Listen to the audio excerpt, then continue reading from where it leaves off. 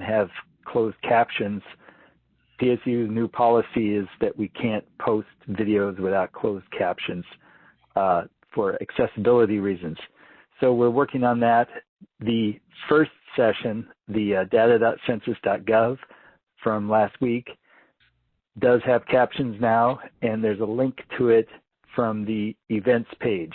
The PRC homepage, if you go to State Data Center and events, you can find the flyer and the schedule for workshops. And in that schedule grid, there are links to the presentations that occurred last week, as well as the video of the first session. And we'll work on putting the MDAT second session up. So look for those. We'll put them up as soon as we can in that schedule grid, and email me if you have questions. You probably noticed that the interface looked a little different today. Census Bureau got a brand new version of WebEx, and I guess since you're all here listening to me, you made it in successfully. But if you have any problems with it, let us know. And it's supposed to be, you're supposed to be able to listen through computer audio, so hopefully that's working. I will turn it over to Joyce now. Thanks very much. Thank you, Charles, and thank you everyone for this opportunity to share the Longitudinal Employer Household Dynamics Program's data product.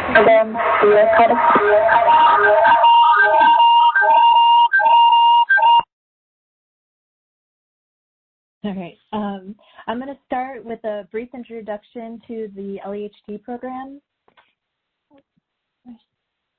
Sorry, hold on, let me make sure my controls are working. There we go. So I'm going to start with a brief introduction to the LEHD program and its resources for all of you who aren't familiar with us. And then I'll briefly introduce our data products and go over our data tools before I dive into some quick demos for you to kind of see what everything does. So the Longitudinal Employer Household Dynamics Program is an innovative federal statistics program that collects existing data to create a really unique data set. An integral part of this program is the Local Employment Dynamics, or LED partnership, which is a voluntary federal-state partnership that began with just 10 states in 1990 and has since grown to include all 50 states and DC. So every quarter, these states send us their unemployment insurance, or UI wage records, as well as their quarterly census of employment wage, or QCW data. The former gives us data on jobs, and the latter gives us data on firms. We then combine all of these data with census and survey data at the Census Bureau, and that provides us with demographic data on individuals. All of this produces a collection of enhanced labor market statistics with state-of-the-art confidentiality protection, as well as detailed microdata that is accessible in our research centers. As a result of where we get our data from, the LEHD program is not dependent on survey respondents like the American Community Survey and the Economic Census. So we're able to produce our data products pretty regularly every quarter. LEHD has 5 data products that you can see here, and it comes along with 7 data tools. All of our data products have public use files with raw data that can be downloaded. In this webinar, I'm going to be focusing on our data tools, but I'm happy to answer any questions that you have about the public use files as well. So each of our data products are unique in their own way, and I'll briefly go over them before diving into our examples. First, if you're mainly interested in employment, hires, separations, turnovers, and earnings, the quarterly workforce indicators, or the QWI data product, is the one you'll want to use. You can get tailored cuts of this data with the LED extraction tool, or you can create your own visualizations with QWI Explorer. This data set is also accessible through the Census Bureau API. If you want to look at employment for very detailed and customized geography, the LEHD Origin Destination Employee Statistics, or LOADS data set, is the one that you'll want to use. Our On the Map or On the Mapper for Emergency Management data tools can get you detailed reports for any location that you put in. One sidebar, On the Map for Emergency Management is the only data tool of ours that has data from other federal agencies like NOAA and FEMA. If you're curious instead about job mobility across different labor markets or industries, transitions between jobs by timing and or firm or worker characteristics, or earnings changes due to job changes, check out our job-to-job or J-to-J data product. This product is a little complex in the different concepts that it relies on. So we have the J-to-J Explorer data tool, which is a great way to start exploring it for the first time, and you can see different visualizations of the data. We also have two new experimental data products. The first is the Post-Secondary Employment Outcomes, or PSEO data product, and this reports earnings and employment outcomes for graduates by institution, degree field, degree level, and graduation cohort for 1, 5, and 10 years after graduation. The current release includes the University of Texas system, all public institutions in Colorado, so that's community colleges as well as universities, the University of Michigan, and the University of Wisconsin at Madison. The next release, which is coming soon, will also include schools from New York, Pennsylvania, and the remaining public institutions in Texas. The PSEO will also be accessible through the Census Bureau API as well. I'm not quite sure on when, but I know that it's in the works. The second experimental data product is the Veteran Employment Outcomes, or VEO data product, which we just released recently. It reports earnings and employment outcomes for U.S. Army veterans 1, 5, and 10 years after discharge by military occupation, rank, demographics, industry, and geography of employment. All right, so now let's do some quick demos and let you see our data products in action. So on this slide is a part of the Forbes article that used QWI data to talk about baby boomers who are working longer. The reporter finds that older workers are staying in the workforce longer to either pad their retirement funds or stay engaged in the workforce. And we can use QWI Explorer to see which industries workers that are 65 years old and older are employed. So here I have a screenshot of QWI Explorer for Oregon, and we can compare employment counts for workers ages 65 to 99 by industry in 2006 and in 2016. So you can see that in 2006, there were 6,694 workers, older workers in healthcare and social assistance. And then if you look in 2016, this number has more than doubled to 15,133. So I'm going to go live now and show you how you can actually get to that visualization in the, in the application itself.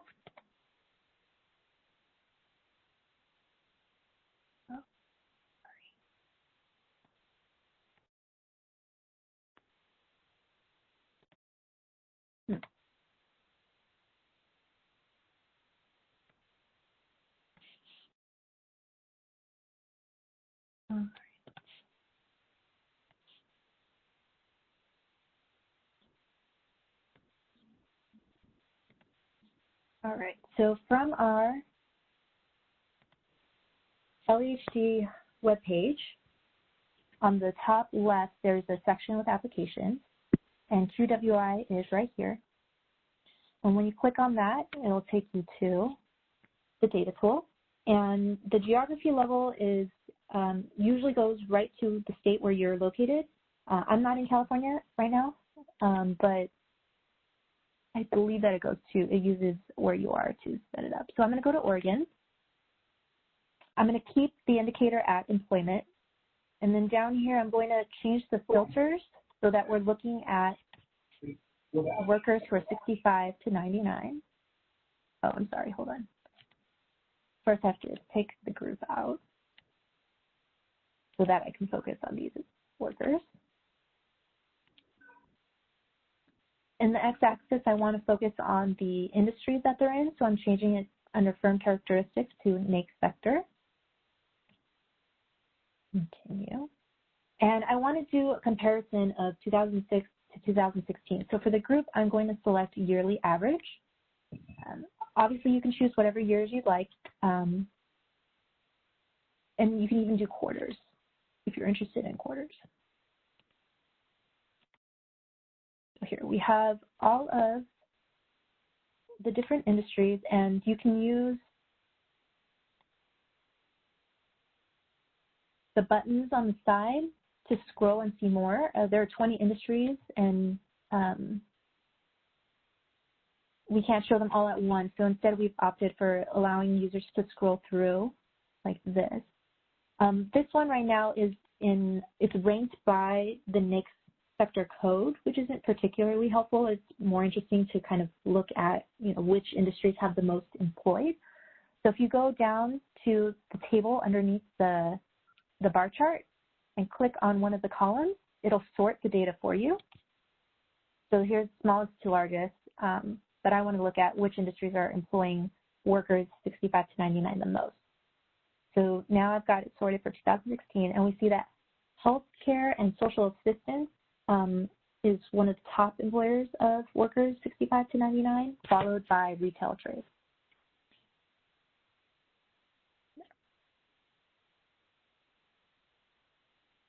All right.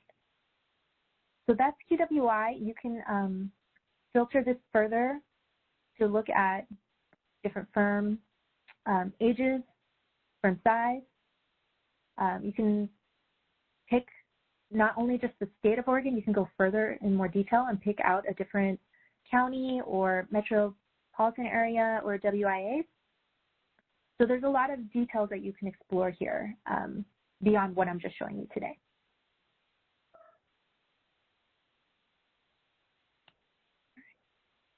And I'm going back to the PowerPoint.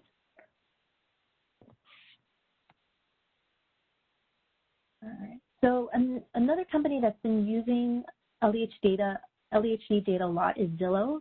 They really love our data, and they've conducted some really interesting analyses with our products. And I have two examples from them for you today. In the first, Zillow combined loads data with their data to determine the housing impact of Amazon's first headquarters, or HQ1, in the surrounding area.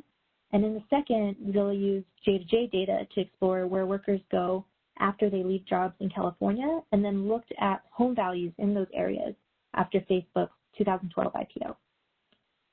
So first, for the first example, I want to introduce on the map and the loads data. So loads on the map shows visualizations of loads data and its functionalities. It's a web-based mapping and reporting application that shows where workers work and where they live. It provides companion reports on age, earnings, industry, distribution, race, ethnicity, educational attainment, and sex. And we have data from 2002 to 2017 for most of the 50 states and DC. And you can customize the area that you're interested in to be as small as a census block, and that data is still protected with our disclosure protection. Both input and output reports are available, so you can import and export shapefiles as well as download and print reports. And so on this slide, you'll see on the right are some maps that Zillow created using their data and loads data. Some background on this, in 2011, Amazon built their first headquarters adjacent to downtown Seattle in an industrial area called South Lake Union. And over the years, this area has become a tech hub with high-rises, fancy restaurants, coffee shops, and green spaces.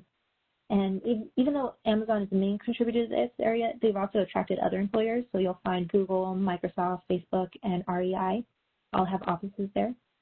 The maps on the right show the concentration of those who worked in 2015 in the two census tracts where Amazon's HQ1 is located. And the map on the far right shows workers from 2011 to 2015.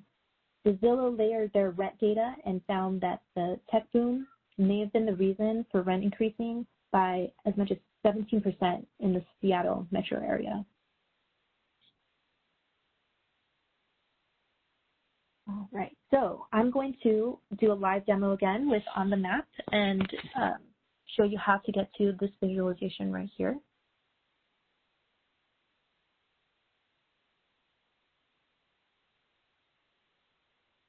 So again, on the upper left, go to On the Map, and it'll pop up with the map of the U.S. So to get it kind of closer to where I want it, I'm going to look for Seattle. and just click on Seattle City. Joyce, we can't see the screen. Oh, no? Oh, I'm sorry. Okay.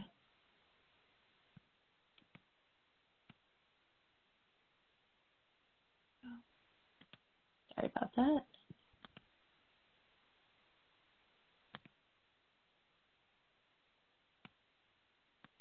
Let's go back here.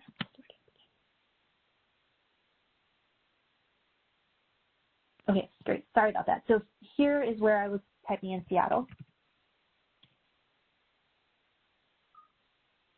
And then I'll just click under places, Seattle there. And then because I'm interested in I'm interested in, that very small area right where the headquarters are located. So I'm going to go to the base map and try to see the census tract where it's located. So it's in these two, census tract 72 and 73. And so up at the top, I'm moving over to selection, and I'm going to draw some points. And so I'm going to click in the 72 census tract and 73 census tract. Down here under add layer selection, I'm going down to census tract as well. And when I push confirm, it's going to select those two census tracts. And then I can perform an analysis there. So once you click this, you'll get the settings that you need to set.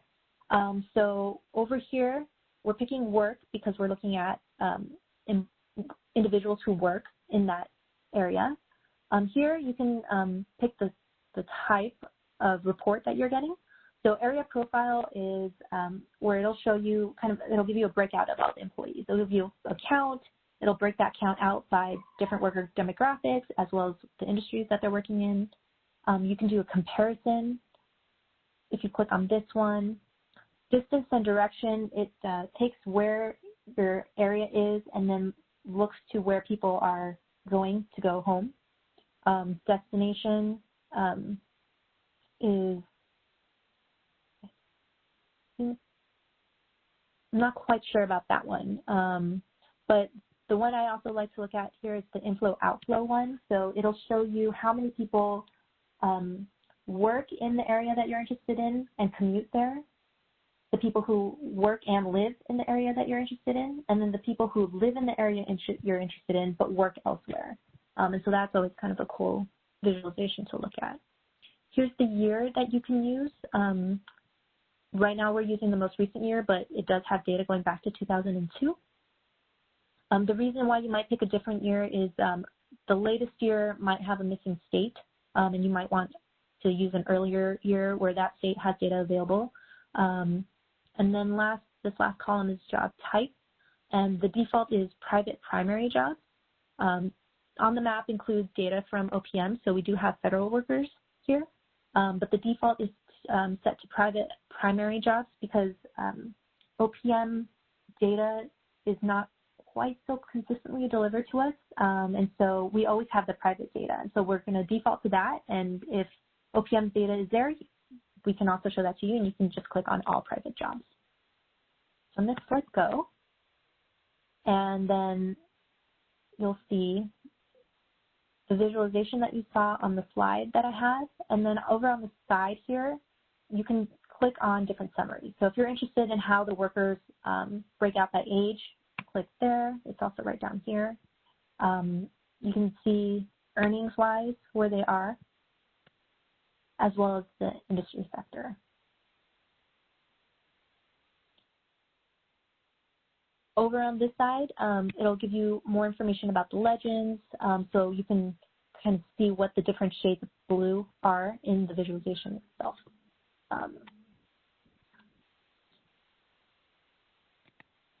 And here you can change it from a bar chart to a pie chart if you're more interested in that for the little summaries up on the top.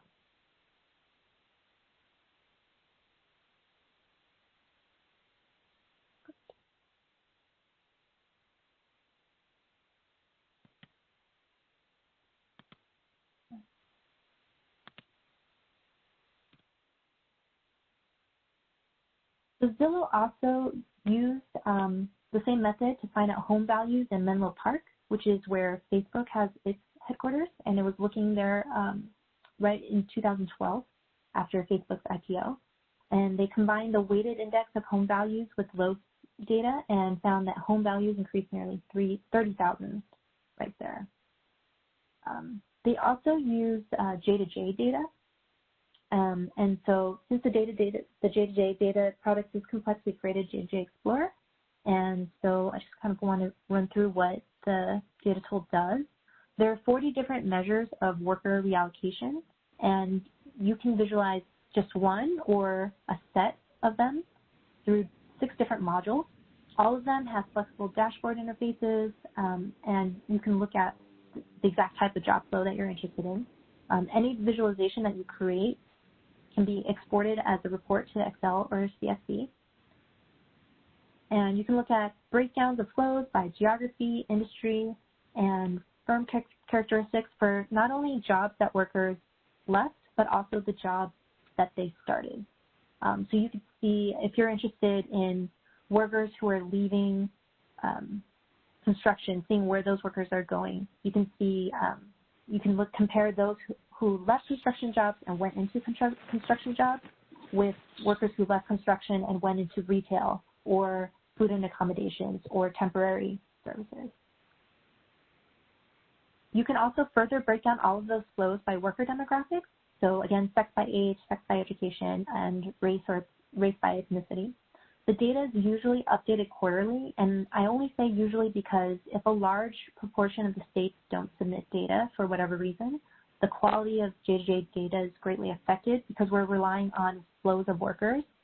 So if we're missing California, for example, that's a large part of the labor market in the U.S., and we can't accurately say if workers are moving into non-employment or just employment in California. So if a large state like that, where a large number of states are missing, then the data wouldn't be released. But so far, we've been pretty consistent about being quarterly. So J2J data was used by Zillow to see which metropolitan areas workers went to if they left a job in California. And they specifically looked at Dallas, Las Vegas, and Phoenix.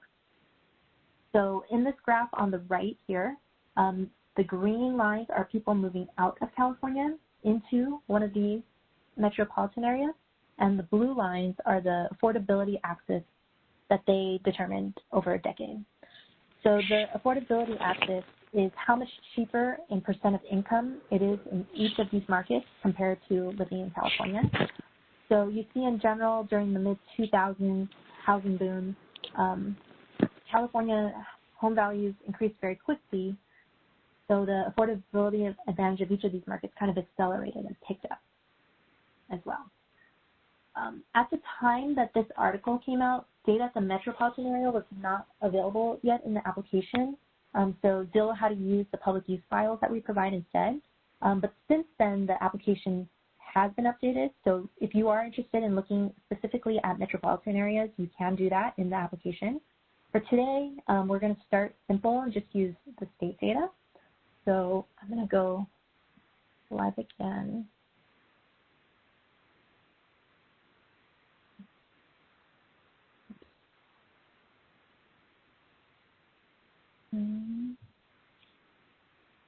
Show you how to use J2J Explorer. So this is the first application up at the top. And what we did here was we created something that we're calling the guided entry. And you start here with number 1. And it's just a way of helping you think about how you want to frame your analysis. So we're looking at workers who left California, so separations from California for all sectors. And we can go, if you want to, you can select an industry here. And then we want to see where they went. So on number 2, you just select which state, and then a map shows up.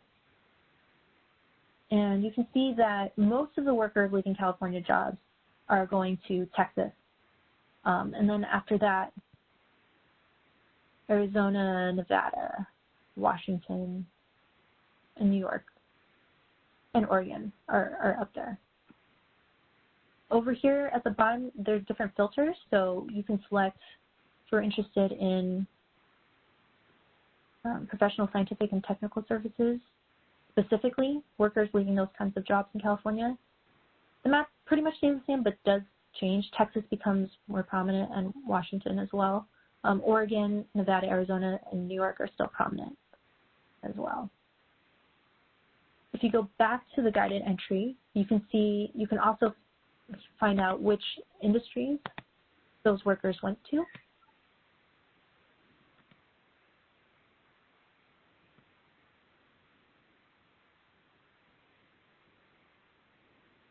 So here's that bar chart. And if we want to be more specific, we can also determine, where did they go? So here let's look at Oregon.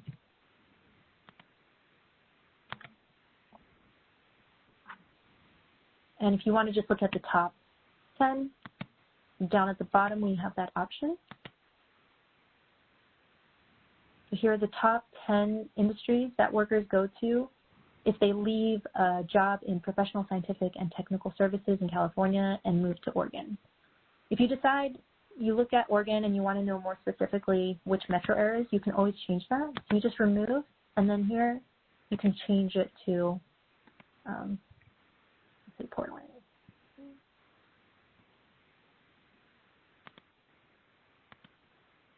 So even though I selected which industry, you can always specify geography once you get to that visualization. If you select state, you can always change it to the metropolitan area as well. We allow for a lot of flexibility once you get into the data tool.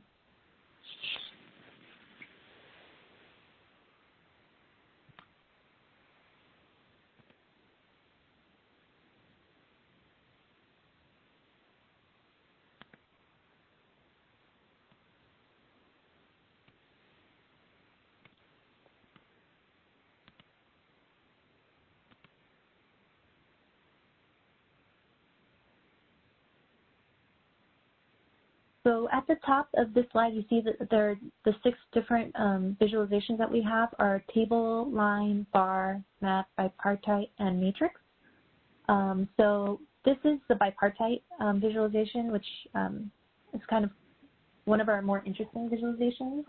A lot of people, line charts and bar charts are great, and they provide really useful summaries of the data, but the bipartite kind of lets you explore a little bit more. And so what I did here was I looked at workers who left the job in professional, scientific, and technical services and moved over to Washington. It doesn't show the rest of the filters, but they left the job in California. And these are for the quarters in 2019. And on the right side are the industries that they went to. So you can see that the most workers are staying in professional, scientific, and technical services. But if they do leave that industry, they're going into information, followed by retail trade. And you can change this to whatever year and quarter you want.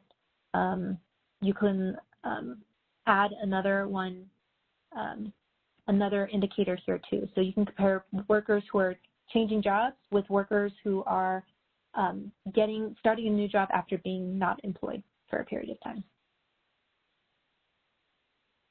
All right, so now we have on the map for emergency management. On the map for emergency management has been named mission critical by the Department of Commerce. So that means that if anything should happen, like a shutdown, the application will continue to be available to the public. On the map for emergency management can be used to assess workforce impacts. It can identify the number and location of affected workers and their industries. It can also assess population and housing impacts and identify the number and location of affected residents. It can also be used for emergency preparedness and response planning and answer questions like, where should response efforts concentrate, and are there special or vulnerable population segments? It tracks hurricanes and tropical storms, and it shows up as a green wind swath, floods, which show up as yellow houses, freezing temperatures and snowfalls, which are blue and pink snowflakes. And all of that data is from NOAA.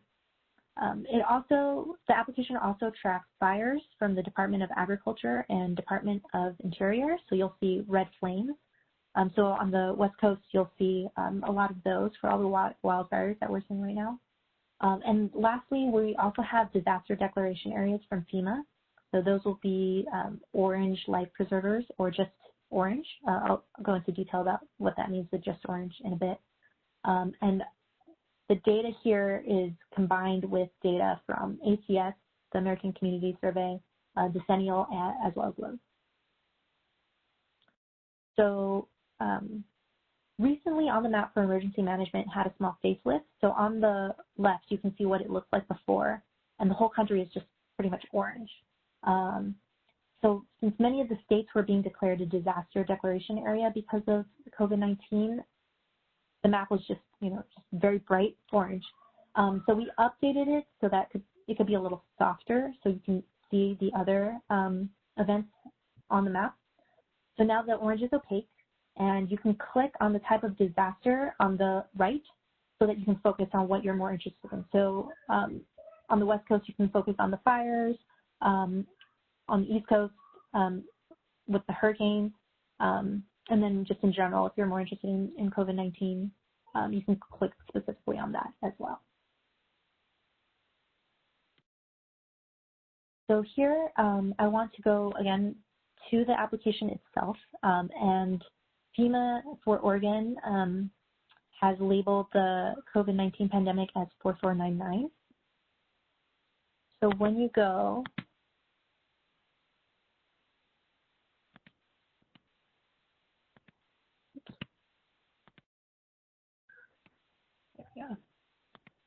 to the data tool. At the top, there's a place for you to search. You can just enter the number and click on it. And it'll take you right there. So here you'll see the population totals. Or here, that's just the default. And then on the left, you can go and look in more detail about whatever information you're interested in. You can see here population demographics. So race, ability to speak English, poverty status, older residents, and it goes very detailed. Here, year, structure, build, house heating, fuel, things like that, vehicles available. You just click on any one of these and you can see more information about all of those.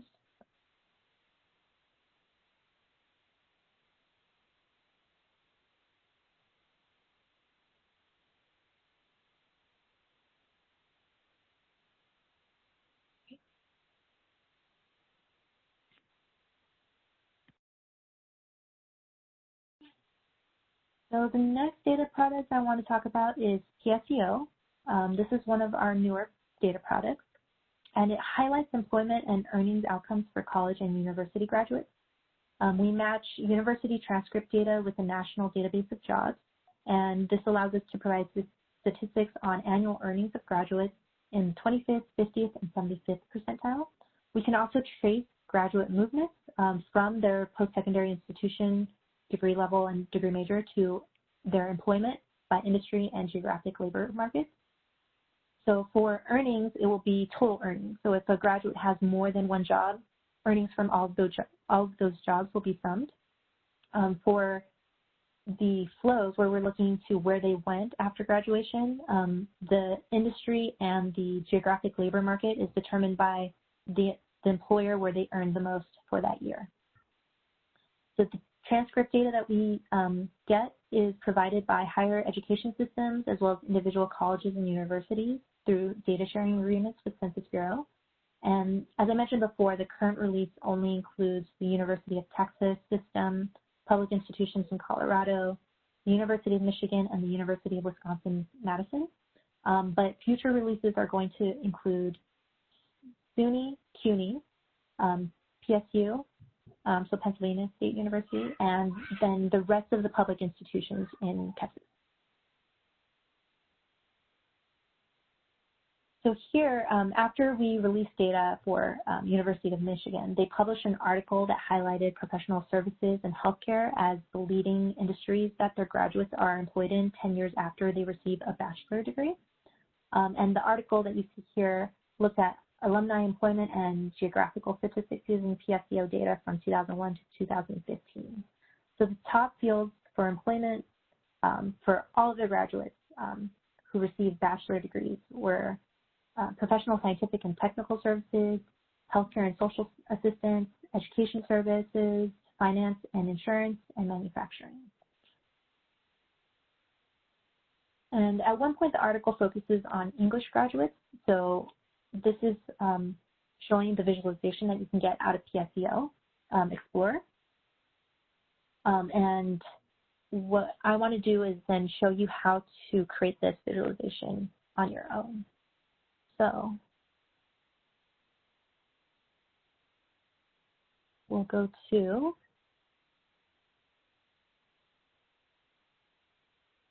PSEO Explorer.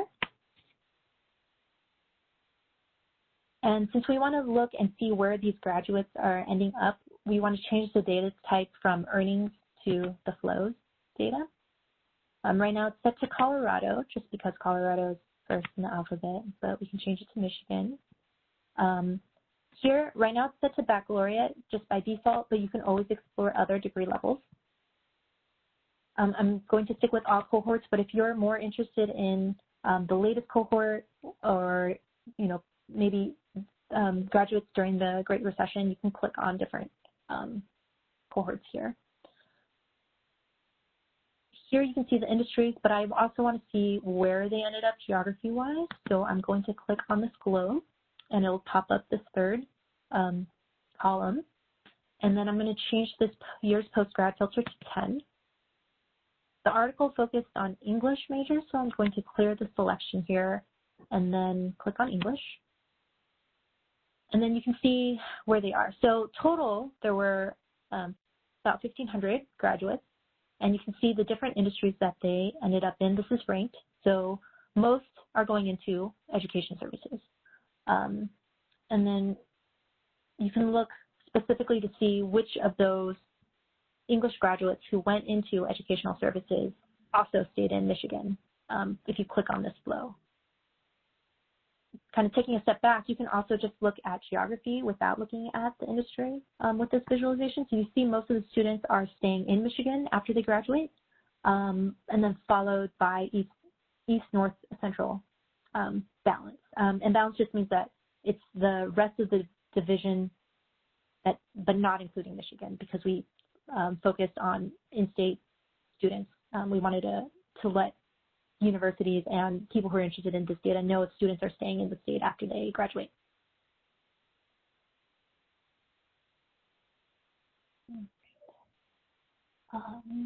You can also, going back to earnings, look at how much these graduates are earning after they graduate.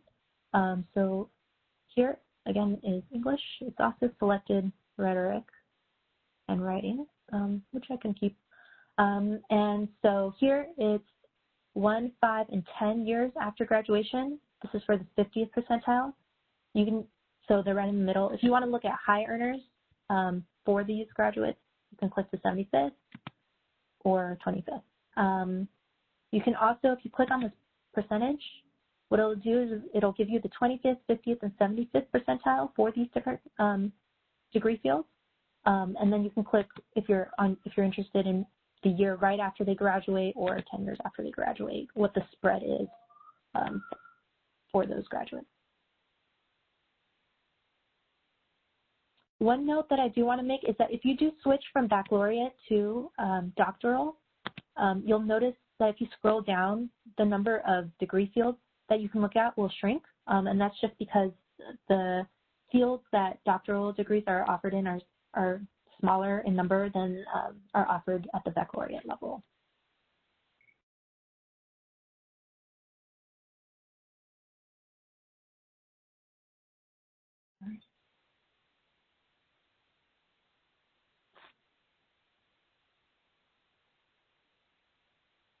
Okay, And then our newest data product, Veterans Employment Outcomes, or VEO, was just released at the beginning of the summer. And this shows how military veterans are doing once they transition into the civilian labor force. And so the challenges faced by these military veterans is the subject of ongoing concern for a lot of policymakers, and this application allows them to kind of get more concrete numbers on what's going on. These statistics are generated by linking veteran records provided by the U.S. Army to national administrative data on jobs at the U.S. Census Bureau. And the coverage is all enlisted soldiers in the Army who completed their initial term of service and were discharged between 2000 and 2015. So this doesn't include officers. And total, we had data for 650 veterans. The coverage includes Army veterans labor market outcomes, very similar to PSEO. So it looks at 1, 5, and 10 years after discharge. It'll give you the 25th, 50th, and 75th percentile for earnings. And it'll break everything out by military occupation, rank, demographics like age, sex, race, ethnicity, education, industry, and geography of employment, as well as some other Army-specific personality traits, or not personality traits, more Army traits, such as their scores. The AFQT score, which I will show you once we get to the application, what exactly is covered. And so right now, this product is focused only on Army veterans, but we have been contacted by other branches of the military. I believe the Navy, Air Force, and Marines have reached out. We haven't heard from Coast Guard, but we are open to getting data from the other branches of the military and having this be a source of information for veterans from all branches.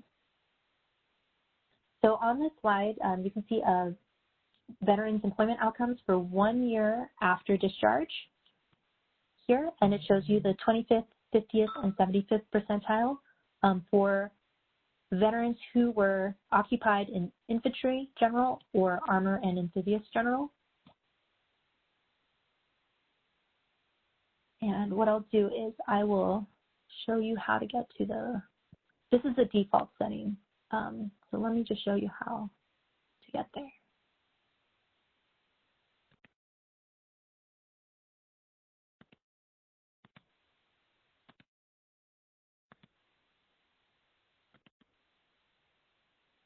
All right. So this is the same visualization that you saw on the presentation. And up at the top is where you can explore all of the different visualizations that you can create. So occupations will be found under military specialization. And we have detailed occupation, which is what's shown now. But if you want to look at occupation by pay grade, industry, or state, you can also do that. So for example, if we click here, let's clear all and just focus on Oregon.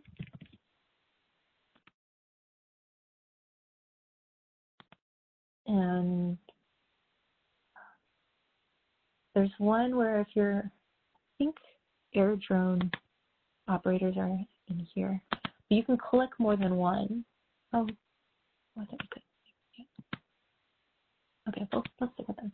And then you can see how much they're making in Oregon 1 year after discharge. If you're interested in how they're doing over time, you can change this to just, let's say, the 50th, and then select all years post-discharge. And so you can compare. So 1 year out of the Army, they're making about $37,000. 5 years later, that's gone up about $10,000.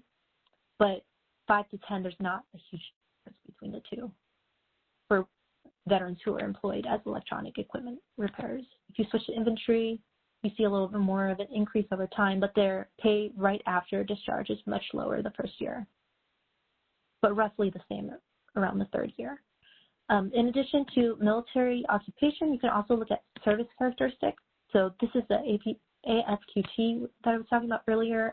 It's been, we put their scores into terciles, so you can see the ranges here. You can also look at years of service. So 0 to 5, 6 to 19, and then 20 plus. Pay grade, and then occupation by pay grade. Demographics wise are the ones that you usually see with our data, so age, sex, race. The difference is this is education level at enlistment, so it's possible that they could have gotten more education while they were serving or after. You can also look at industry as well as state, and those are also, like PSEO, these two are determined by the employer that where they earned the most earnings in that year.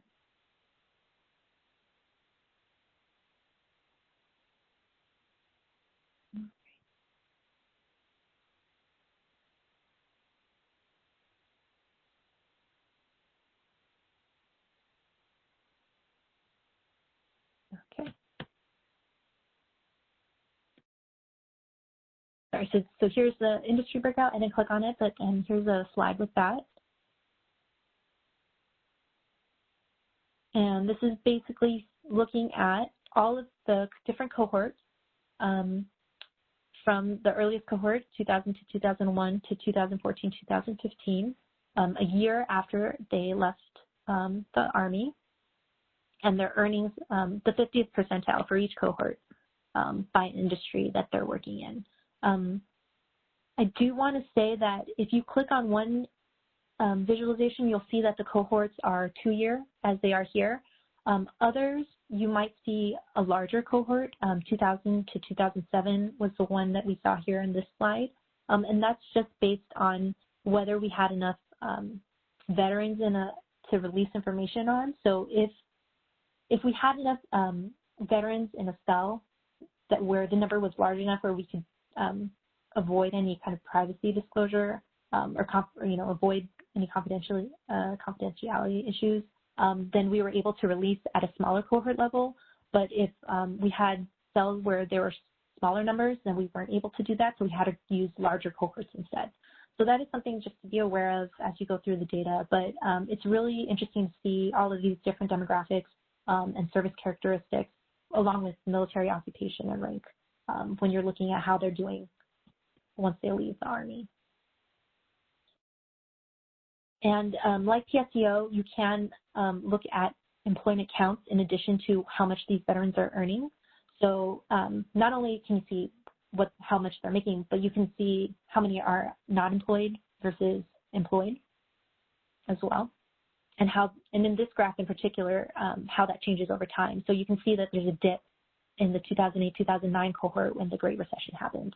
And then since then, it's been improving, at least for the 2010, 2011, and 2012, 2013 cohort. The 2014, 2015 cohort has gone down again, but this allows you to kind of compare all the cohorts over time. So these web-based analysis and visualization tools provide accessibility to the data for a wide variety of user needs and levels of statistical expertise.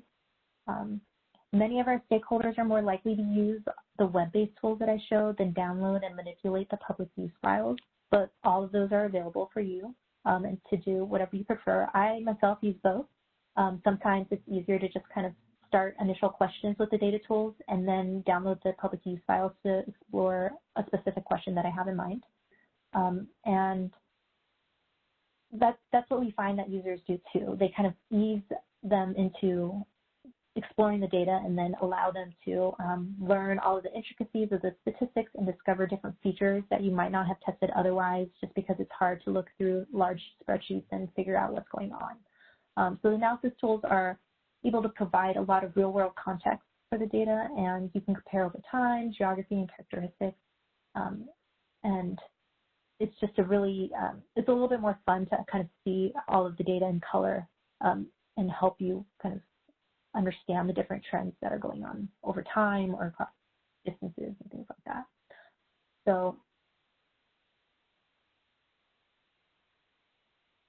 last but not least, we do build these tools for our state partners, and we really value all of the voluntary partners and hope that the tools significantly improve their access to LEHD data and help them to streamline data processes in their own states. If you go through any of these tools and notice anything that you'd like to have added or want further explained, please let us know. We're happy to take feedback, and we always talk about those during our weekly meetings to improve all of the applications. And with that, I thank you for your time, and we can open it up to questions. Okay, so we received several, Joyce, through the chat. Okay. So our first one is, what are the confidentiality rules for this data? Normally, you cannot show business data below 3 employers or where an employer hires more than 80% of the workforce in that area. For workers, no data below, I believe, 7 people for any industry. Yes, so the different data products have different confidentiality protection mechanisms. So for loads, which I think is what the question is referring to, where you can look at detailed locations such as census blocks, we use something called differential privacy. And so that there is a lot of documentation on our website that goes into how, why we use that instead of other measures that we typically use for other data products like fuzz factors and suppressions. So it's came out of computer science theory and discussions, and so it allows us to report those really small numbers without disclosing or violating anybody's privacy. And I'm happy to share more about that to Barbara. Would I send it to you where everybody can find more information about those mechanisms? I can do that. Yeah, Barb, do you want to have her send it to you?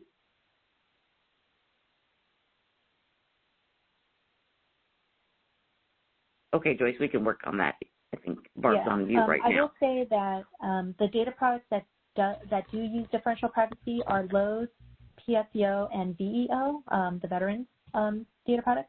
The other ones use a combination of fuzz factors as well as suppressions if the counts are so small. And so you wouldn't see really small numbers for those. We also avoid releasing tabulations where the cell numbers would be so small. So, for example, in the J2J data, you don't see tabulations for industries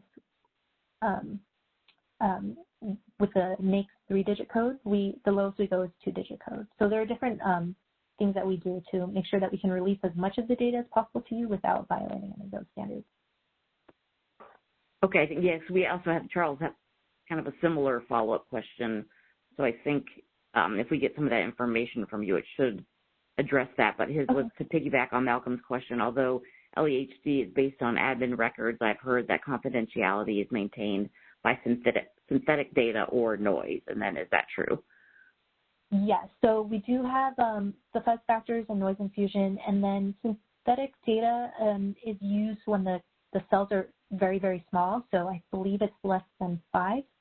And yeah, so we have different measures. I can point to where all of the documentation is. And the ones that would use things like fuzz factors and synthetic data are QWI, J2J. I believe LOAS uses some fuzz factors as well, but I have to go and check on that. Okay. And then I think this question came when you were demoing the LOAS in the first tool, Joyce, and this was how about a breakout of industry and employment by race, ethnicity? Yeah, I believe we can do that. Let me see. So on that.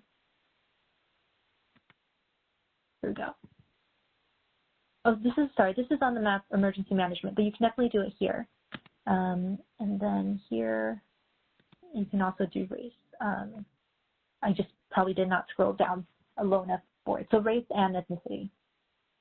So that is available for you on both on the map and on the map emergency management.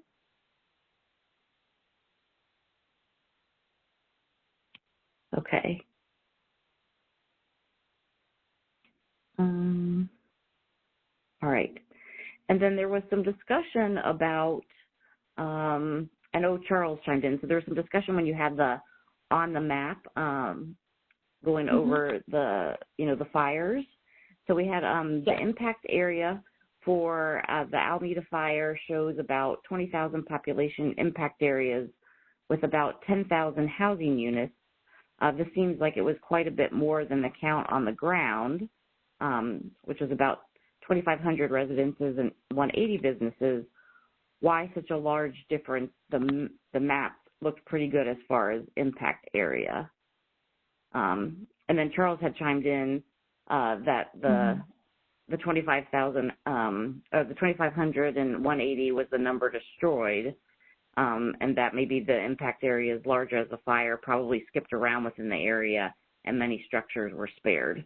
So I guess part of it comes down to what that definition of impact means. Yeah. I think Charles could answer that better than I can. I don't know the specifics. Okay. Yeah.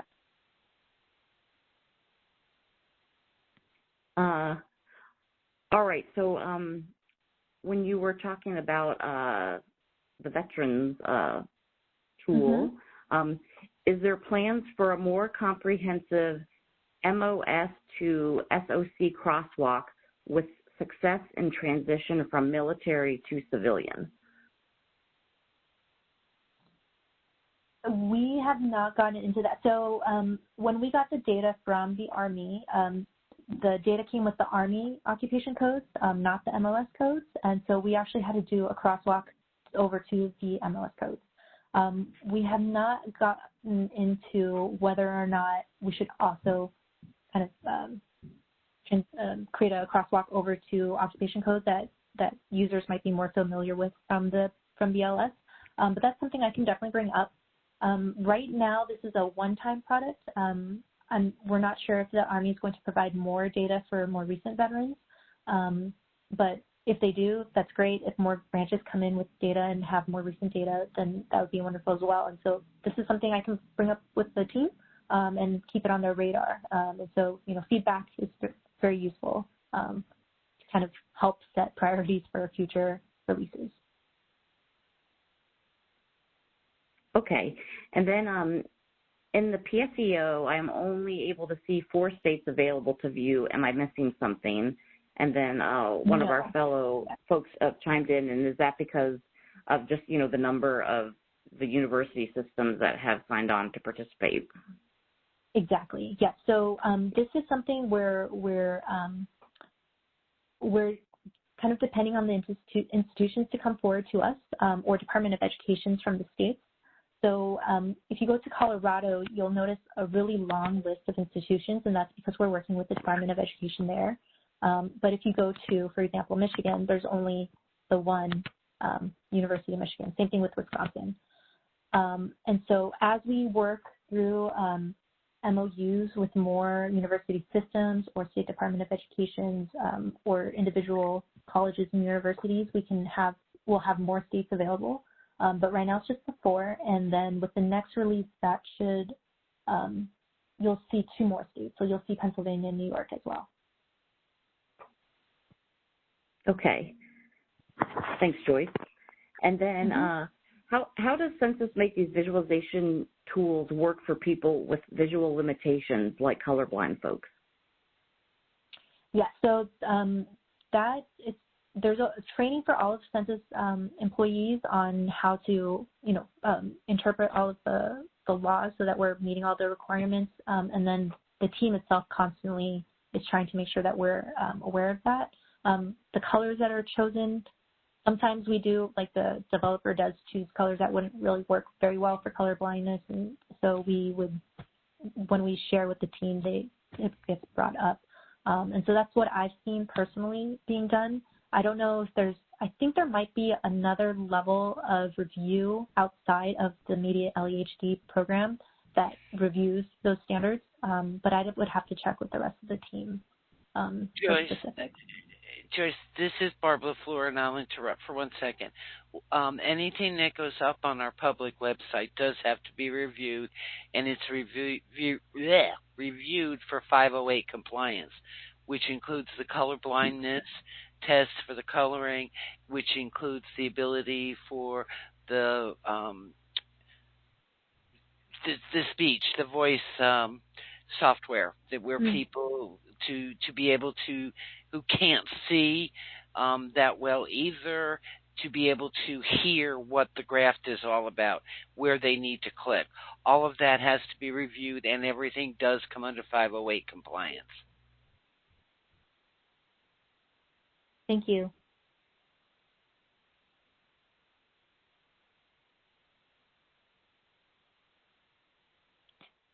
And then I just have, Joyce, a clarification earlier about that question about the breakout of race and ethnicity. Oh, sure. It's the question was, for each industry, what is the breakout of employment by race and ethnicity? Oh, I see. Yes, so for Lowe's, that breakout is not available, and that's just because Lowe's is a source to get really detailed information about a specific location. You can go over to QWI and get that information, as well as J2J, if the user is interested, and look at breakouts of industry by worker, race, and ethnicity. Okay, great. Thank you. Well, I think that looks like that's about what we have in the chat. Okay. So thank you, Joyce. Yeah, no problem. Yeah, thank you. Thank you. And we're just a few minutes over time, so yeah, sorry. We have another. Hello. Hopefully I'm audible. We have another session coming up next, and that will start at in about 10 minutes at about 10:17. So we're going to take a short break, and we'll be back with the COVID-19 Interactive Data Hub. Okay, great. Thank you so much. And if there are any questions, you can contact Erlene, and she can get to anybody on the LEHD team to answer your questions in a lot of detail.